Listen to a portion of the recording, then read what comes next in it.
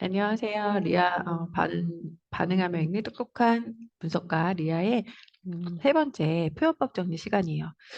운문 세 번째 시간이기도 하고, 어떻게 보면 정말 많은 내용을 다루게 될 시간이라서 좀 긴장이 되는데, 여러분들도 정신 바짝 차리시고 잘 따라주시기 바랍니다.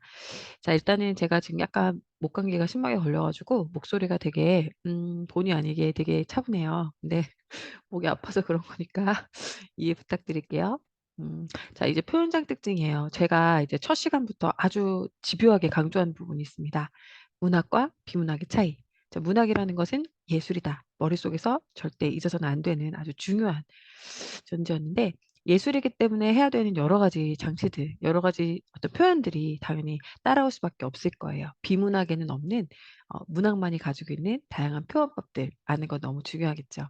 당연히 문제에서도 항상 묻고 반드시 묻게 되는 그런 요소입니다. 자, 지금 화면에 보이시는 내용을 보시면 이제 표현장 특징 마찬가지입니다. 선지가 어떻게 만들어지는지라는 것은 수험생으로서 매우 중요한 거겠죠. 시인은 자신의 생각이나 느낌을 효과적으로 드러내기 위해 다양한 표현법을 쓰게 되어 있는데요. 우리 다양한 표현법에는 뭐가 있고 그 효과는 뭐가 있는지 알아보도록 하겠습니다. 자, 선지는 이렇게 두 부분으로 나눠져 있는 경우가 가장 많습니다. 그래서 수능 같은 경우 그리고 수능형으로 출제되고 있는 많은 내신 문제들이 선지가 아주 길게 등장하는 경우가 많은데 제가 수업 중에도 끊얼거라 그런 얘기 정말 많이 할 거예요. 마찬가지로 앞에 부분에 무엇을 통해 사용된 표현법을 우리가 찾을 수 있어야 되고 이것의 효과 뒤에 무엇을 강조하고 있다. 화자의 정서를 환기하고 있다. 화자의 상황을 강조하고 있다. 등등 이렇게 효과 그리고 기능, 표현의 어떤 사용법 이런 것들에 대해서 뒤에 설명하고 있는 부분이 많습니다. 자, 우리 한번 어느 정도 여러분이 알고 있는지 볼게요. 어떤 대상을 다른 대상에 빗대서 표현하는 것. 볼까요? 짜잔. 네, 비유가 되겠죠, 비유. 그 다음에 선생님이 주거니 받거니, 말대꾸하지 마. 라는 말 떠올리려고 했었어요. 앞부분에서 어떤 말을 하면 뒤에 있는 말이 그걸 그대로 받아가지고 유사한 통사 구조로 짝을 이루는 거. 예, 주거니 받거니, 대꾸라고 했습니다. 그래서 앞뒤 문장의 어구의 형식이 유사하면서 짝을 이루고 있다. 주거니 받거니 되고 있었고요. 그 다음에 감탄사나 감탄형 어미들을 활용해서 기쁨, 슬픔, 놀라움 같은 감정을 빵 하고 제시하는 거, 강조하는 거 뭐였어요? 그죠. 감탄을 드러내는 것. 영탄법이었습니다. 이건 아주 기본적인 것이었고 고등학교 수준에서는 여러분들이 영탄의 방법이 간단하게 감탄사나 바로 드러나는 감탄형 어미뿐만 아니라 명령어구나 그다음 서리법을 통해서도 드러낼 수 있다는 점이 매우 중요한 거였어요. 읽었는데 감정이 되게 두드러지고 감탄적인 표현이 확 나오는 느낌이 있고 자신의 정서나 기쁨, 슬픔, 놀라움 등을 강조해서 표현하고 있다. 그러면 넓은 의미에서 영탄이다라고 볼 수 있다. 이렇게 볼 수 있으면 되겠습니다. 너무 중요하죠. 4번에 있습니다.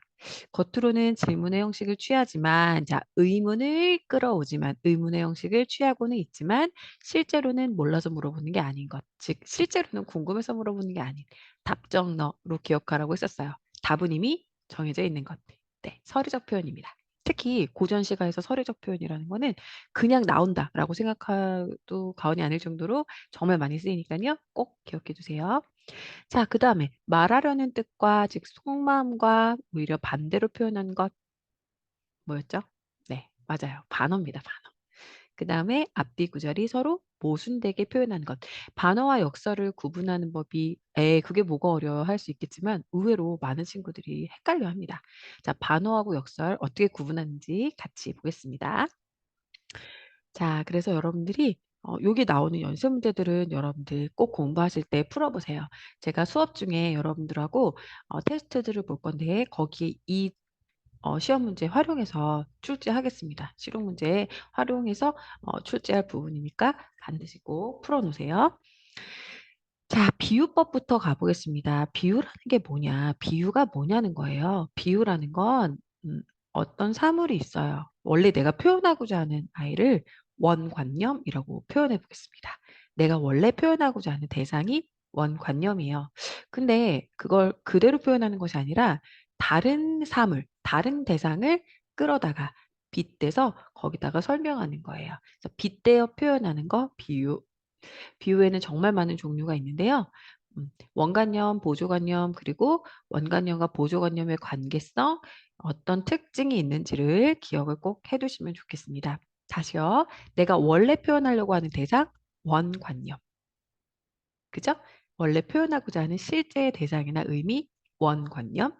근데 그걸 그대로 표현하지 않고 다른 대상에 빗대어 표현하는 걸 우리가 비유라고 하는데 그때 사용되는 것을 보조관념이라고 합니다. 그 원관념을 표현하기 위해서 끌어온 대상이 되겠죠. 자, 그런데 우리가 아무거나 이렇게 연결하는 게 아니라요. 원관념과 보조관념은 1대1 관계를 맺게 되는데 그 중요한 이유가 둘 사이에 공통적인 요소, 즉 유사성이 있어야 되기 때문이에요. 그게 굉장히 중요한 비유의 중요한 특징입니다. 자, 그 방법에는 이렇게 직유, 은유, 의인, 화류, 풍유, 대유, 중의 엄청 많죠. 여기서 여러분이 잘 알고 있는 거 어느 정도 될까요? 직유하고 은유 정도는 많이 알 것 같아요. 자, 비유의 방법 중에 직접적으로 빗대는 거예요. 직접적으로 빗댄다는 걸 어떻게 힌트를 얻을 수 있느냐면 뭐뭐처럼, 뭐뭐듯이, 뭐뭐같이, 뭐뭐양처럼 직접적으로 본관념과 보조관념을 원관념은 본관념 아니고요. 원관념과 보조관념을 연결해 버립니다. 뭐죠? 어떤 녀석은 꺽정이처럼이래요. 그러면은 꺽정이라는 거는 누구를 가리키는 걸까요?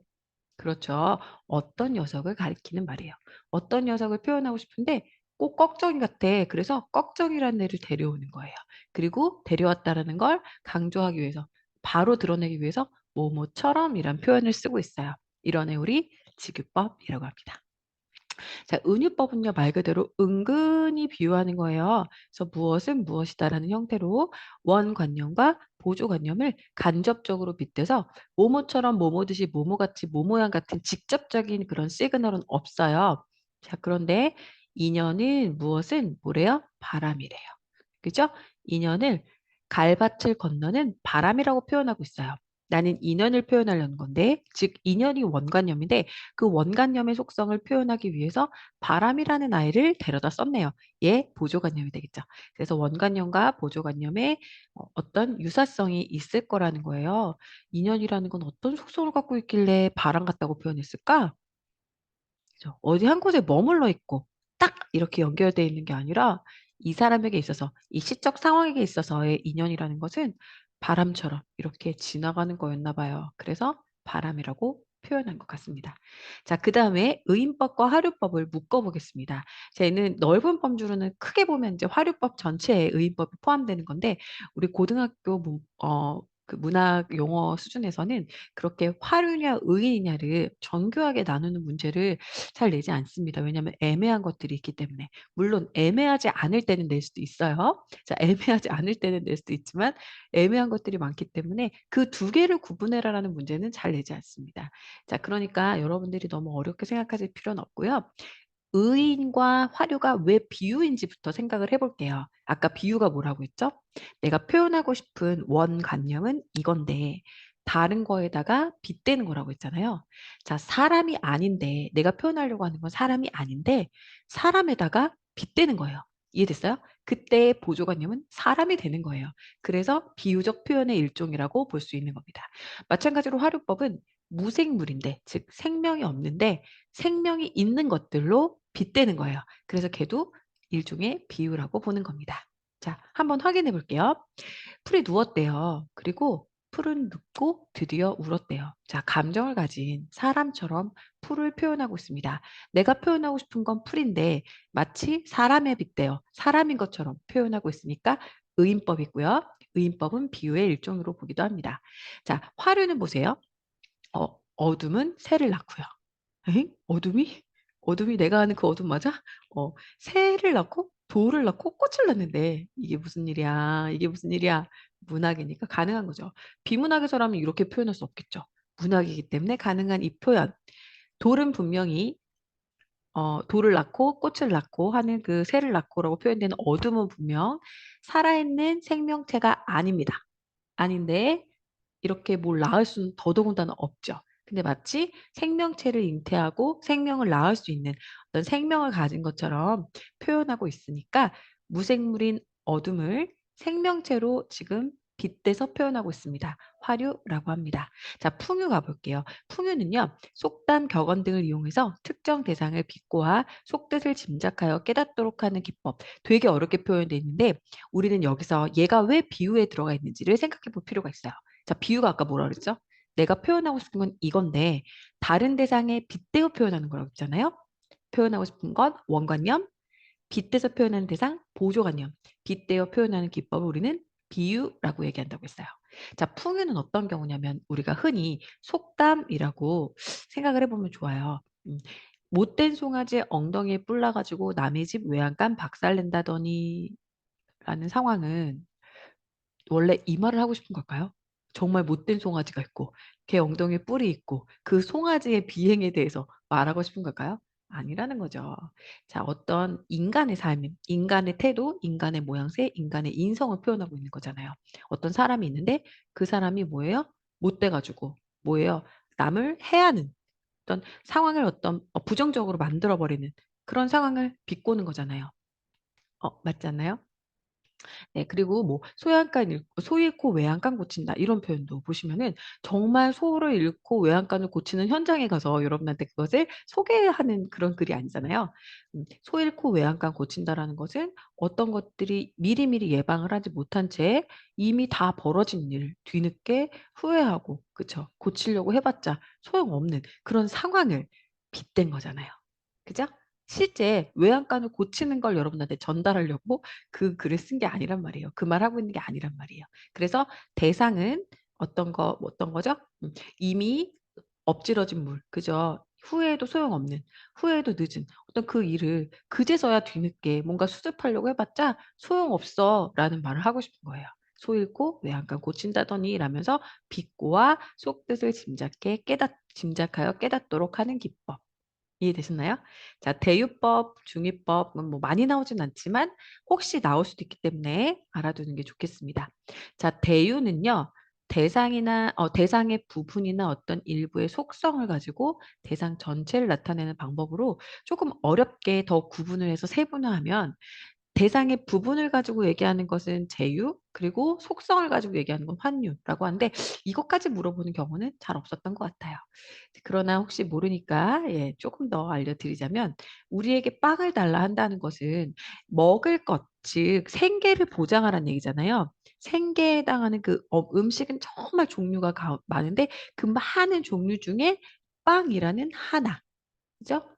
이해되셨나요? 네, 대상에 엄청 세상에 수천 수만 가지의 먹을 것 중에 빵 하나 이렇게 부분을 가지고 음식 더 나아가서는 생계, 먹거리라는 의미를 갖게 하는 것. 두 번째는 칼이라는 것은 세상에 무지 많은 무기 중에 칼 하나 이런 개념이라기보다는 칼이 가지고 있는 무력이죠. 무력이라는 속성을 가지고 표현하는 겁니다. 붓은 문이죠. 문, 글. 지식, 지혜 이런 거라면 뒤에 나오는 칼은 무력이라는 거예요. 그래서 우리가 무력보다 우리가 가지고 있는 지식과 지혜의 힘이 더 강하다라는 얘기를 붓이 칼보다 강하다라는 표현을 통해서 하고 있는 거죠. 그러니까 일부를 가지고 전체를 표현하고 싶은데 일부에다가 그것을 빗대서 표현하고 있으니까 얘도 비유의 일종이라고 보는 겁니다. 자, 마지막 중의법은요. 하나의 표현에 둘 이상의 뜻을 표현하고 있는 거예요. 비유인데 거기에 두 개 이상의 표현이 있으면 중의법이라고 거기다 더 구체적으로 표현해 주는 거다라고 이해하시면 될 것 같아요. 우리 너무너무 중요하게 배우는 시조인데요. 수양산 바라보며 이제를 하나노라에 그 수양산이라고 하는 것은 실제 중국의 산 이름이기도 하면서 그 시에서 비판의 대상이 되는 수양대군을 나타내는 두 가지 의미를 가지고 있었습니다. 기억나시나요? 이렇게 해서 비유법 해봤고요. 자, 그다음에 상징이라는 것을 배우는데 우리가 상징을 이렇게 자세하게 가르쳐 주는 데는 별로 없어요. 근데 선생님이 상징을 고민을 하다가 왜 설명을 하게 됐냐면 우리 비유와 상징이란 표현 정말 같이 많이 나오고 시를 하는 데 있어서 상징이란 표현은 때려야 뗄 수가 없는데 그 상징이라는 게 뭔지 여러분들이 잘 모르시는 경우가 많은 것 같아요. 자, 거기 보면은 되게 복잡한 표현들이 있지만 저는 여러분한테 이걸 기억하라고 말씀드리고 싶어요. 뭐냐면 우리가 지금 앞에서 배운 비유라는 것은요. 아까 뭐라고 말씀드렸냐면 원관념이 있고 그것을 표현하기 위한 다른 보조관념을 끌고 오고 얘네들은 1대1이고 둘 사이에 공통점이 있다고 했어요. 그죠? 그런데 상징이라는 것은 얘랑 조금 달라요. 분명히 내가 표현하고자 하는 원관념이 있고 다른 대상을 가져오는 것까지는 똑같거든요. 거기까지는 같은데 둘 사이에 딱히 공통점이 없어요. 공통점이 없을 수밖에 없는 이유는 상징에서의 원관념은 대부분 추상적인 개념들이기 때문에 그래요. 추상이라는 건 아까 예전부터 계속 선생님 설명했지만 실질적인 실체, 구체적인 형상이나 대상이 없는 걸 말해요. 예를 들면 평화, 뭐 사랑, 우정, 폭력 뭐 그런 거 있잖아요. 예. 그다음에 뭐가 있을까요? 그리움 뭐 이런 거 있죠? 향수 이런 것들. 이런 것들은 실체가 없잖아요. 그런 것들을 어떤 구체적 대상에다가 표현하려고 보니까 당연히 그 둘 사이에는 공통점이 없을 수밖에 없는 거예요. 그죠? 우리가 만들어내는 시인이 만들어내는 많은 시어들이 대부분 상징에 해당하는 거예요. 그래서. 무슨 뜻인지 알겠죠? 우리가 배웠던 진달래꽃이라는 거 한번 생각해 보실래요? 자, 진달래꽃에서 우리 배우잖아요. 진달래꽃이 뭐라고 배웁니까? 뭐라고 나오죠? 네, 시인의 시인이란다. 화자의 분신, 분신 이런 표현도 배우고 하나 아니었어, 그치? 분신, 뭐 사랑, 희생, 아이고 아이고, 사랑, 아이고 아이고 아이고. 사랑, 희생. 봐봐, 이거 다 뭐야, 얘들아? 하나가 아니야. 어디에? 진달래꽃이라는 구체적 대상에 하나가 아니라고. 그러니까 얘는 비유가 아닌 거야. 왜? 얘네들 사이에 공통점이 있니? 이렇게 뭐 공통점 있니? 한번 생각해봐. 분신의 공통점 있니? 사랑의 공통점 있니? 희생의 공통점 없지. 그러니까 우리가 당장 이 진달래라는 것의 원관념을 찾아내기가 쉽지가 않아. 어떻게 해서 찾아냈었어요? 그쵸. 상황 힌트를 통해서 이런 내용이 아닐까라고 추측하는 겁니다. 그러니까 시어의 의미가 바로 이러한 상징적인 의미들인 거예요. 그래서 시어의 의미는 파악해내기가 어렵고 반드시 여러분한테 묻게 되는 겁니다. 그래서 그 시어라는 것들이 갖고 있는 특징들은 바로 이러한 구체적이지 않은 추상적인 관념들이 원관념인 경우가 많기 때문에 반드시 상황의 힌트를 통해서 여러분들이 찾을 수밖에 없다라는 거 꼭 기억해 두세요. 자, 그래서 여기 나오죠? 어, 나오죠? 원관념을 꼭꼭 숨기고 보조관념으로 의미를 표현하는데 여러분들이 가장 이해하기 좋은 건 이거예요. 저 이거 되게 추천드려요. 이렇게 구체적 대상에다가 추상적 관념을 부여하는 것이다.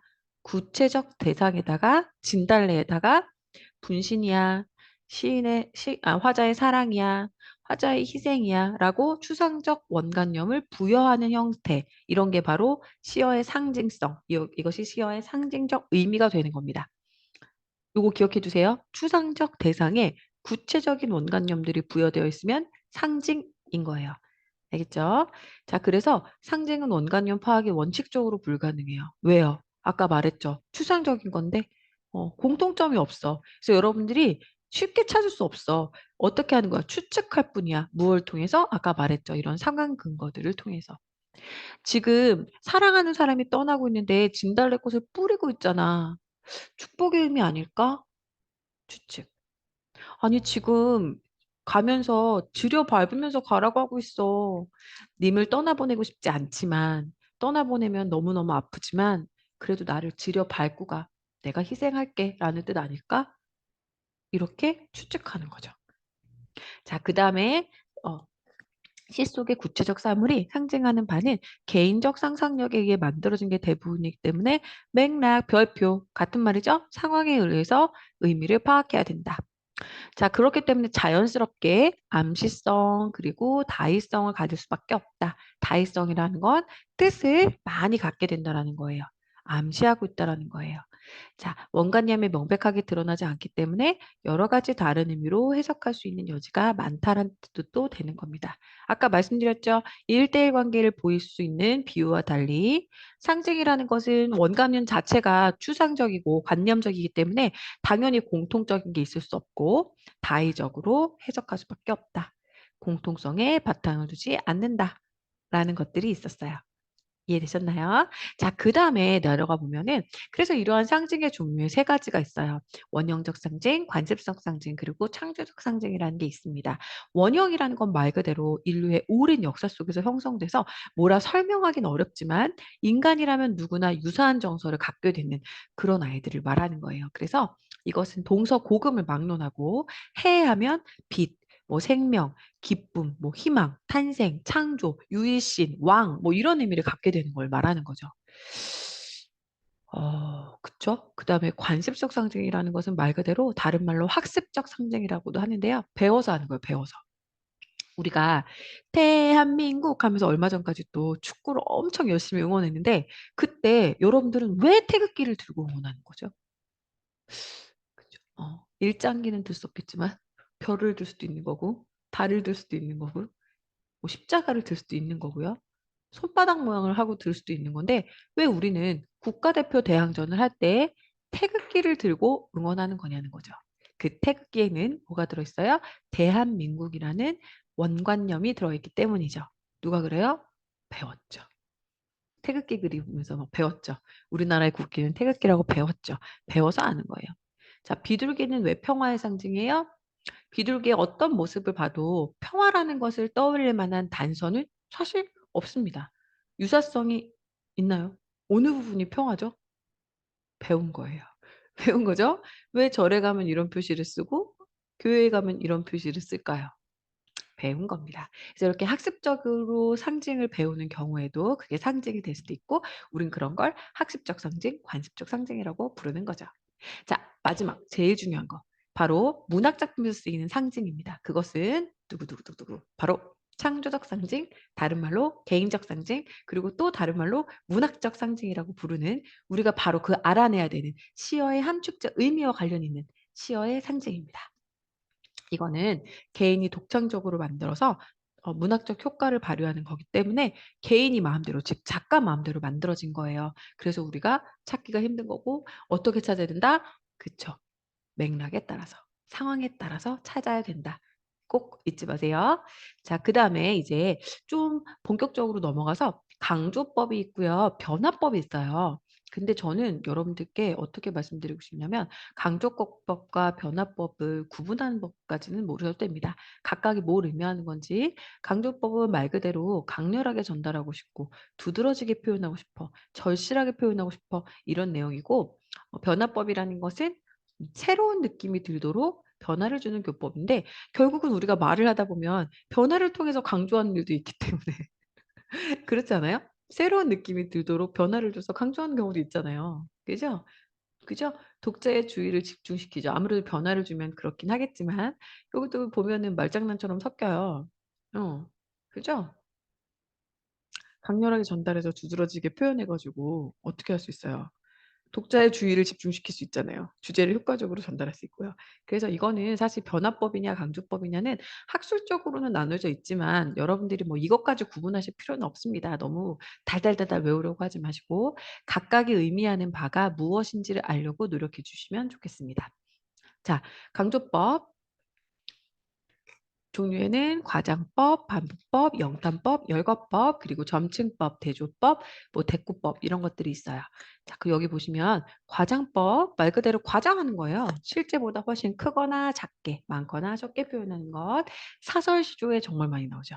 네, 고전 시가 사설 시조에 정말 많이 나오는 겁니다. 배가 남산만 하다. 오, 오바 오바. 간이 콩알만 죽다. 그럼 죽지. 그지? 실제 그렇다는 게 아니라 크거나 작게, 많거나 적게 표현하는 과장법. 자, 반복법이에요. 반복법은 뭐 정말 많이 나올 수밖에 없죠. 비슷한 어구나 문장을 되풀이해서 주로 흥을 돋우거나 뜻을 강조하는 방법. 해야 솟아라 한 번 하는 것보다 해야 솟아라, 해야 솟아라, 맑게 씻은 얼굴 고운해야 솟아라, 솟아라를 해야 솟아라를 세 번 반복하니까 정말 해가 쏟았으면 좋겠다라는 간절하고 절실한 그런 마음이 느껴지죠. 반복법 이렇게 쓰이는 겁니다. 우리 운율에서 배웠지만 반복법을 통해서 운율도 형성될 수 있다는 점 다시 한번 떠올려 보시고요. 별표 1000개 영탄법. 영탄법 많이 나옵니다. 영탄법. 자, 기쁨, 슬픔, 놀람, 분노 등 인간의 감정을 중요하네요. 강하게 드러내서 강조하는 거예요. 어, 그럼 어떻게 만들 수 있어요, 선생님? 아주 간단한 방법은 감탄사를 쓰는 거예요. 아, 오, 이러한 감탄사가 드러나면 우리가 바로 알 수 있고 되게 쉽게 접근할 수 있고요. 그 다음에 감탄, 어미, 우리 어미 뭔지 배웠죠? 서술어가 활용을 할 때, 동사나 형용사가 활용을 할 때 뒤에 붙는 애. 기억나시죠? 걔가 감탄을 나타내는 어미면, 즉, 먹다가 아니라 먹는구나. 그죠? 가다가 아니라 가노라 이러면 뒤에가 평서형일 때와 다르게 어떻게 된다고요? 감정이 강하게 드러나게 된다고요. 이런 방법이 있고요. 자, 아까 제가 강조드렸던 부분이에요. 이런 것들을 여러분이 찾기가 좀 쉽지 않으신데 한번 이제 고등학생이 되셨으면 이 정도 수준까지는 나오기 때문에 보셔야 됩니다. 자, 넓게는 명령이나 권유, 그다음에 서리의 형식까지도 만약에 요게 단서예요. 중요해. 감정이 격렬하게 드러나거나 강조될 때만 인정되는 거예요. 서리가 있다고 해서 다 되는 게 아닙니다. 그래서 여러분이 정말 세심하게 해석하실 수 있어야 돼요. 그러니까 내신 같은 경우에는 여러분 학교에서 배운 대로 하시는 게 좋고요. 수능에서는 이런 것들을 물어보는 경우들이 있어요. 그리고 내신에서도 학교에서 만약에 강조하셨다면 충분히 나올 수 있는 부분입니다. 예를 들어 볼게요. 자, 산산이 부서진 이름이여. 이거는 눈에 바로 띄죠. 이거는 영탄법이라는 거 너무 쉽게 알 수 있어요. 무엇을 통해서? 감탄, 어미를 통해서 혹은 뭐뭐하는 이름이여라고 부르는 뭐예요? 혹격 조사를 통해서. 예, 뭐뭐여라고 부르는 혹격 조사를 통해서 나타나고 있어요. 자, 노래가락 흔들리고 별들 춥다 얼어붙고 너조차 미친들 어떠랴 어떠하겠는가 의문으로 끝났는데 너조차 미치면 어떻겠냐 하면서 네, 미쳐보라고. 그쵸? 어. 어떻겠냐고 권유하는 의미가 들어갈 수도 있고 그다음에 어떻겠느냐 의문형 형태지만 사실 설이잖아요. 미쳐라. 너도 미쳐라. 너도 같이 미쳐버려라. 이런 얘기거든요. 그죠? 굉장히 격정적인 어조라고 할 수 있겠네요. 자, 열거법 볼게요. 열거는 나열이에요, 나열. 같은 계열이나 비슷한 낱말, 구절 내용 등을 늘어놓는 방법입니다. 그래서 달이 가고, 밤이 가고, 눈물이 가고, 자, 달 같고, 밤 같고, 눈물도 같대요. 늘어놓는 법, 열거법, 점층법입니다. 점층법은 반대는 정강법이에요. 작은 것에서 큰 것으로, 좁은 것에서 넓은 것으로, 약한 것에서 강한 것으로 점점점 강해지는 걸 점층법이라고 하는데, 자, 반대는 점점점 약해지는 거겠죠. 이때 조금 주의해야 되는 게 뭐냐면 이것까지는 애들이 잘 찾아, 1번까지는. 날이면 날마다, 달이면 달마다, 뭐야? 날보다는 달이 더 큰 개념이잖아요. 그죠? 해가 가면 해마다, 그지? 해가 오면 해마다 이렇게 간다면 날, 달, 해 이런 식으로 점점점 큰 것으로 갔으니까 점층 쉽게 찾을 수 있는데 두 번째 케이스 같은 경우는 여러분이 좀 눈여겨 봐두셔야 될 것 같아요. 두 번째 케이스는 반복되는 가운데 내용이 덧붙여지면 즉 구체화되면 또 점층법이라고 봅니다. 요거 기억해 두셔야 되겠죠? 두 번째 거. 첫 번째 건 대부분 잘 알아요. 그리고 첫 번째 건 그래서 오히려 안 나와요.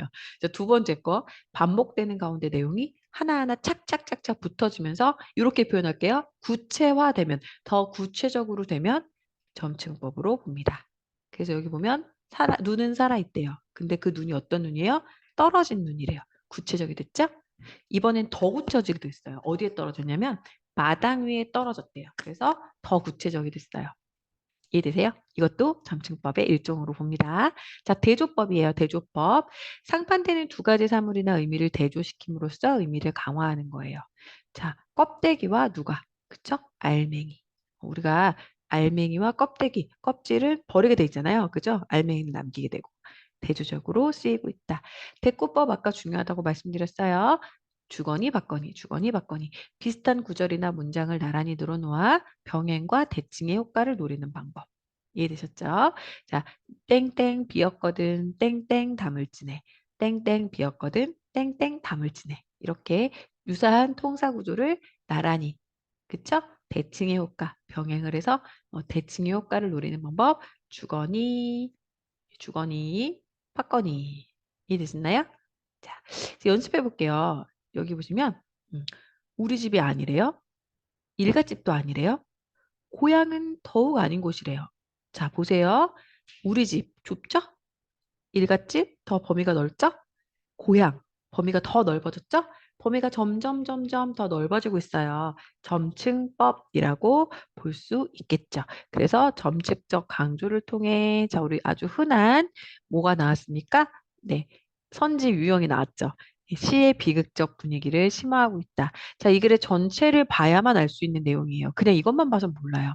아버지의 침상이 없는 최후의 밤이에요. 얘들아, 침상이 없대요. 야, 최후의 밤. 아버지 어떻게 되셨죠?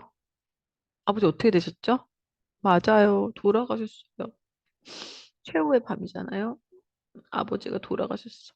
근데 아버지가 어떻게 돌아가셨냐면 침상이 없어. 근데 심지어 침상이 뭐야 누워있을 침대도 없다는 거야. 그러니까 굉장히 비극적 비참하게 돌아가셨는데 우리 집도 아니고 일갓집도 아니고 고향은 더욱 아닌 완전 생판 아무도 모르는 타지에서 객사를 하신 거예요. 그럼 어때요?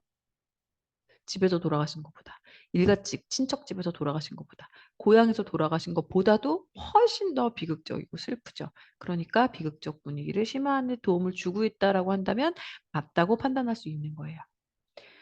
자, 기억을 통해 풀벌리 소를 가득 차 있었다. 오, 여러분, 우리 기억 알 수 있겠다. 무슨 심상이 아주 두드러지나요?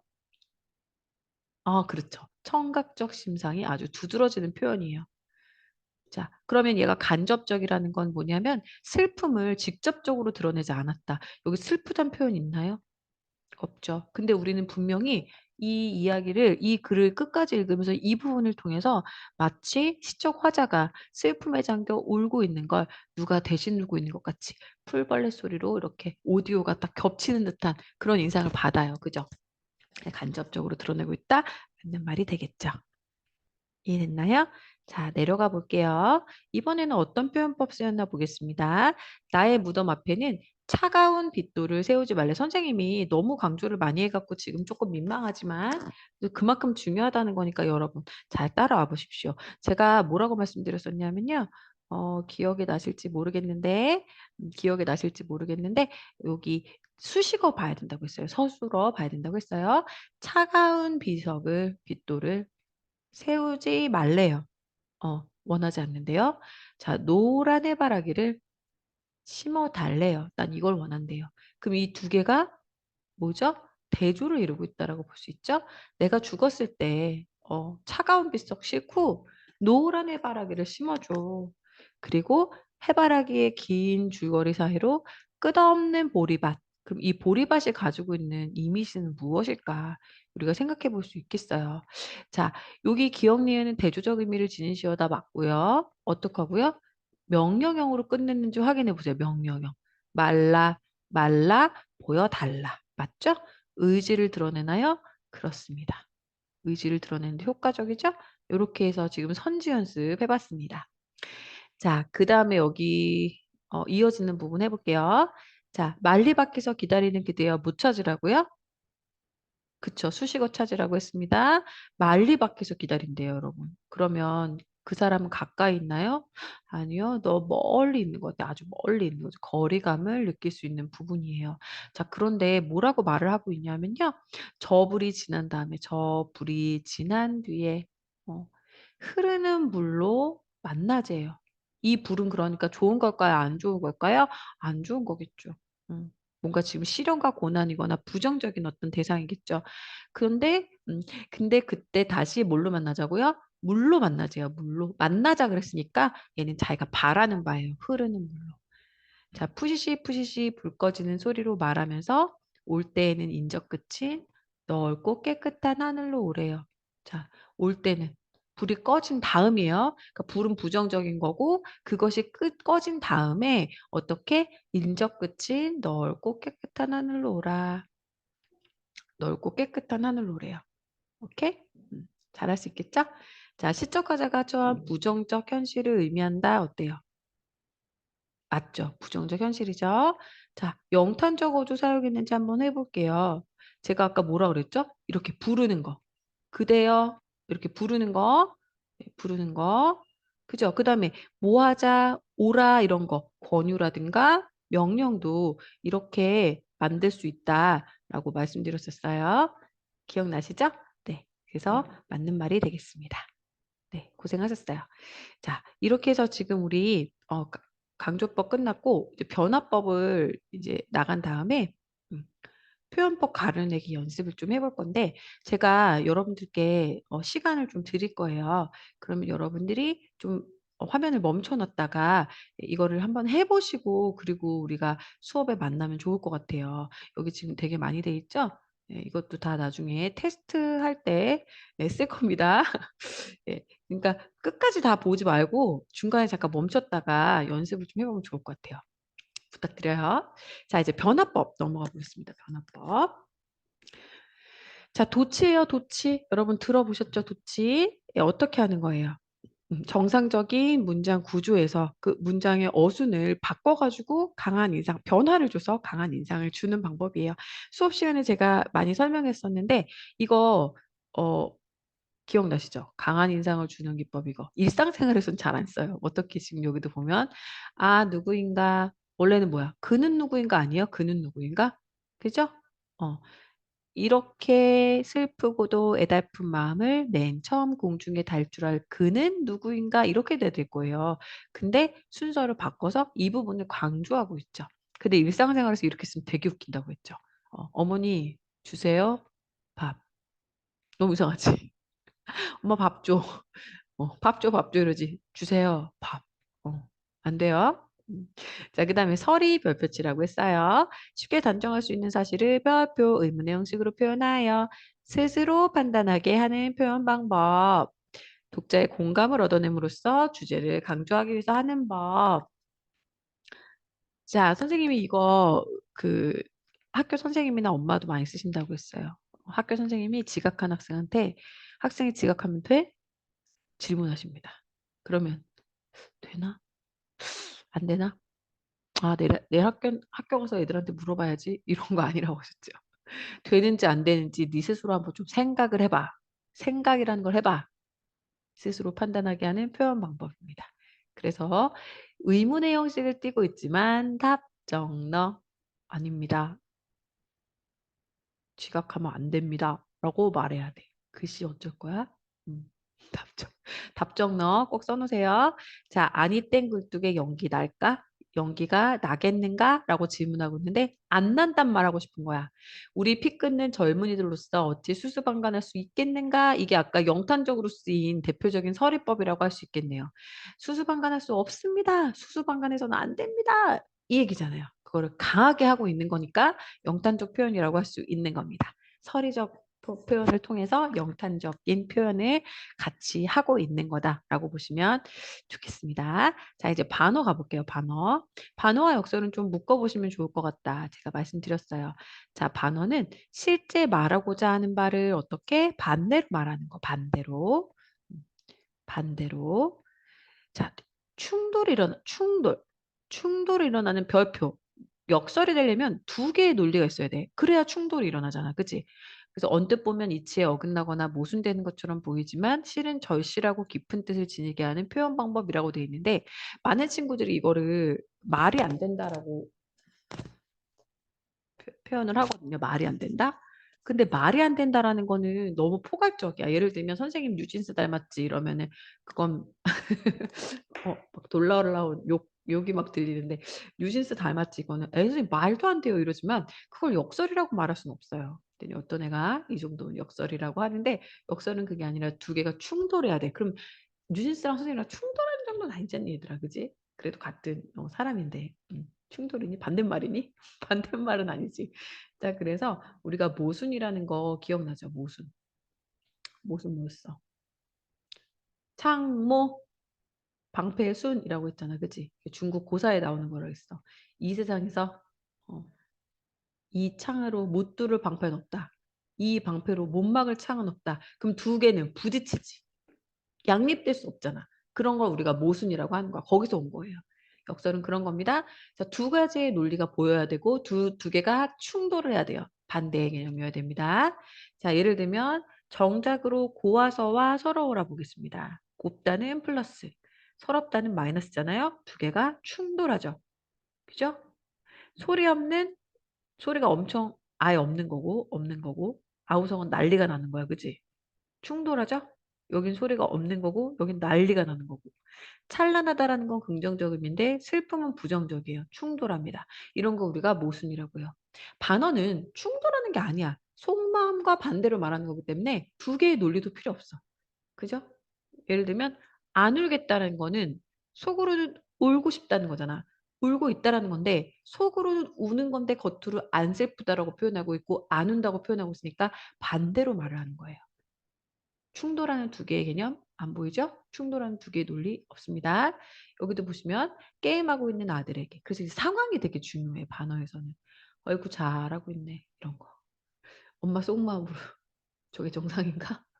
저러면 안 되는데.' 겉으로는 "잘한다. 음 잘해." 그래서 상황을 제대로 파악하지 않으면 의미 파악이 좀 어렵다는 게 반어의 단점이에요. 특징입니다. 자 넘어가 볼게요. 자 도노. 도노라는 건 부르는 거예요, 부르는 거. 도노. 글 속에 갑자기 사람이나 사물을 부르는 표현을 써서 독자의 주의를 환기 아까 변화법 독자의 주의를 끄는 거라고 했어요. 갑자기 부르는 거야. "너." 뭐 "사람아." 이렇게 부르는 거예요. 그죠? 그다음에 연세법 갑니다. 이건 여러분이 즐겨 불렀던 어렸을 때 즐겨 부렸던 선생님만 그랬나? 아무튼 "원숭이 엉덩이는 빨개." 그럼 앞에 거 딱 물어. "빨가면 사과." 그치? "사과는 맛있어." 이렇게. 앞에 걸 꼬리에 꼬리를 물어서 연결하는 방법. "흰눈이 내려서 쌓여." 그치? 이렇게 연결하는 것 연세법입니다. 와 정말 너무 잘 따라오고 있어요 여러분. 제 착각인가요? 자 한번 여기 볼게요. 유리를 닦는 행위를 통해 과거의 잘못을 뉘우치는 방송적 태도를 드러낸다. 아니고요. 이거 아니죠. 왜냐하면은 여기서 지금 유리를 왜 닦냐면요. 새까만 밤이 밀려나가고 밀려와 부딪히고 불먹은 별이 반짝 보석처럼 바뀐다. 밤이 홀로 유리를 닦는 것은 지금 상황이죠. 홀로 유리를 닦고 있어. 외로운 황홀한 심사. 외로운 황홀한 심사. 아 외로운 황홀한 심사래요. 외롭다. 마이너스죠? 어 마이너스야. 황홀한 플러스지? 충돌, 역설, 모순. 외로운데 황홀한 마음이래. 아 고운 폐혈관이 찢어진 채로 니는 너는 산새처럼 날아갔구나. 사랑하는 님이 사랑하는 대상이 지금 날아가 버린 거야. 이별이야 이별. 자 이 시가 어떤 시냐면 정지용의 시인데요. 실제 자기 자식이 죽었어요. 폐병으로. 그러니까 고운 폐혈관이 찢어진 채로 날아간 건 자식을 말하는 거거든요. 이 유리를 닦으면 뭐가 보이는 거냐면 여러분 이 뭐 시 설명하는 시간은 아니니까 간단하게 설명할게요. 유리를 이제 닦으려고 입김을 우리가 불잖아요. 그럼 이렇게 입김이 생겨요. 그랬다가 사라지죠. 그 형상이거든요. 불고 닦고 불고 닦고 그 행동을 하면서 이 시인 즉 화자는 뭘 보고 있냐면 어 여기서 그 어린 아이의 자기 자식의 환영을 보는 거예요. 그래서 불면 새까만 밤이 밀려나가고 밀려와 부딪히고가 이렇게 생겼다가 없어지고 그 모습을 형상한 거예요. 자 그래서 이 유리를 닦으면서 그 아이의 어린아이의 형상을 보기 때문에 유리를 닦는 일은 우리 아이를 내 아이의 모습을 잠시나마 간접적으로나마 보는 시간인 거예요. 그래서 황홀한 거야. 그렇지만 내 옆에 있어 없어? 있는 건 아닌 거야. 그죠? 유리로 막혀 있어. 저 세상에 있는 저 아이와 나는 유리로 단절되어 있습니다. 그러니까 절대 내 아이가 옆에 있는 건 아닌 거야. 그러니까 또 그것을 또 받아들여야 되는 시간이잖아요. 그러니까 외로운 마음도 드는 겁니다. 하지만 이렇게 잠깐 호흡 불면서 입김이 왔다 갔다 하는 모습을 통해서 내 아이의 모습을 보고 있다고 생각을 하는 거니까 또 황홀한 거죠. 되게 어렵죠. 슬픕니다. 그래서 반성적 태도라고 볼 수는 없고요. 역설적 표현을 활용하여 효과적으로 드러내는 건 맞죠. 맞습니까? 네, 좋아요. 자, 넘어가 볼게요. 자, 이제 여러분들하고 연습을 할 거예요. 연습을 지금 화면을 꺼요. 끄고 연습합니다. 연습을 먼저 하시고 그리고 선생님 만날 거예요. 껐죠? 다시 켰죠? 자, 어떻게 시험 문제 낼 거냐면 이렇게 줄 거예요. 주고서 밑줄 친 부분이 뭐냐. 자,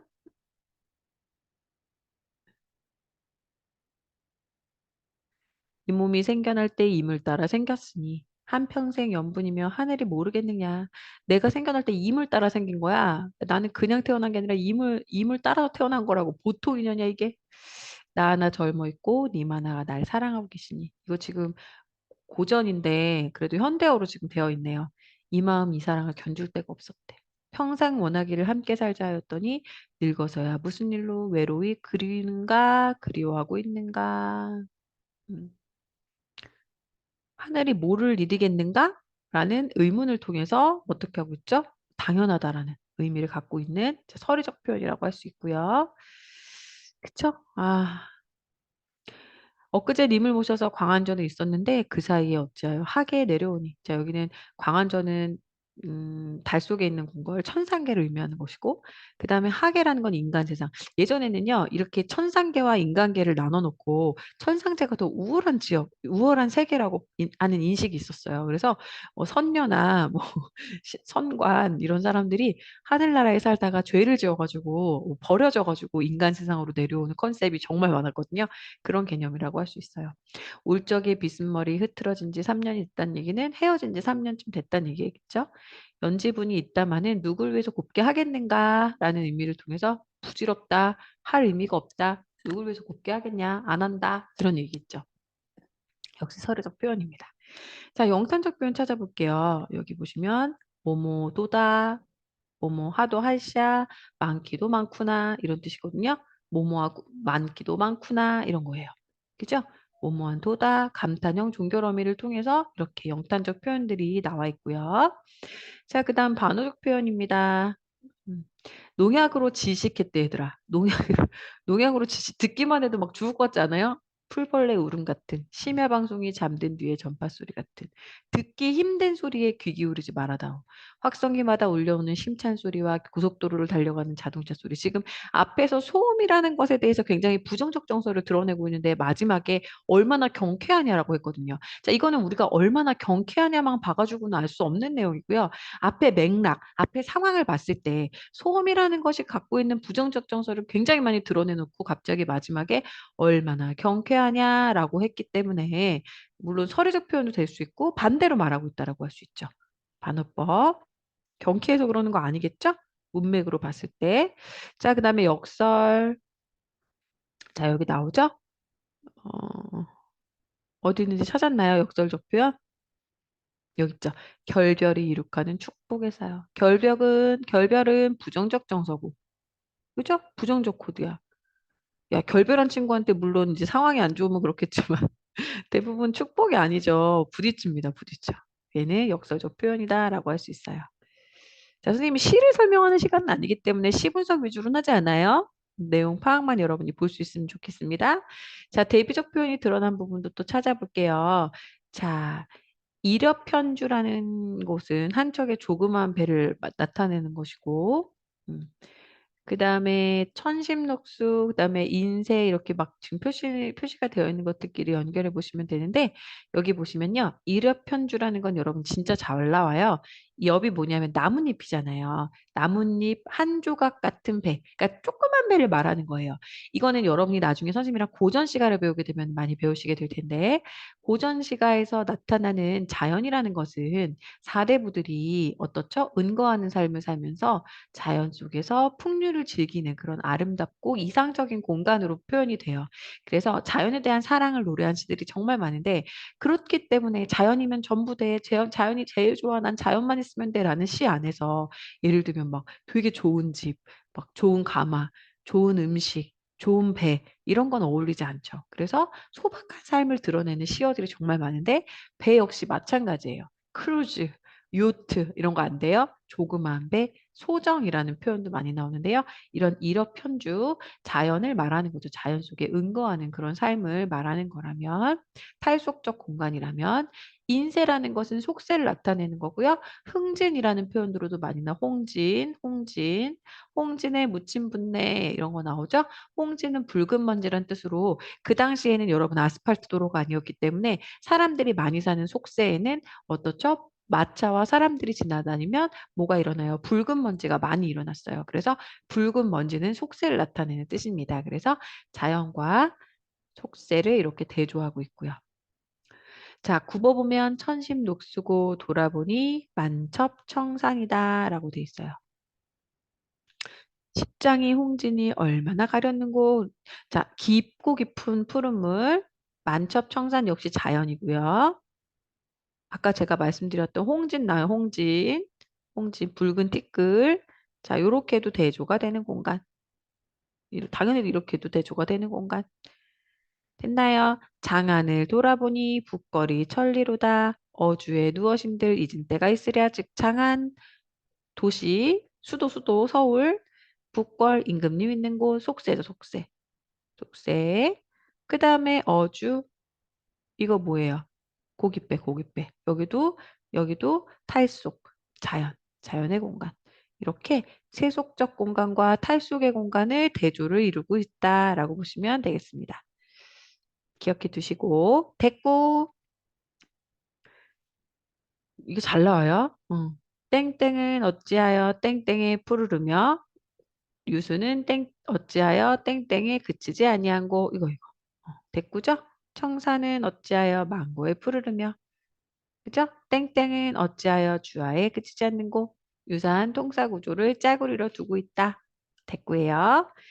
자, 이렇게 해서 우리 세 번째 시간 해봤어요. 마지막 이제 감정이입과 그다음에 객관적 상관물 그리고 구성, 시의 구성에 대해서 같이 살펴보면 모두 끝납니다. 여러분 너무 고생 많으셨어요. 우리 이제 밀려돈 친구들도 정말 많을 것 같고 아직까지도 안 보고 있는 친구들이 있다면 제발 이제 정신 차리고 열심히 해봅시다. 그리고 이제 방학이 굉장히 길 것 같지만 또 금방 가고요. 겨울방학은 또 여름방학과 다르게 굉장히 길기 때문에 사실 이 시간을 어떻게 보내느냐가 여러분 앞으로의 미래에 너무 많은 큰 영향을 줍니다. 그러니까 여러분 부디 파이팅입니다. 수고 많으셨어요. 안녕.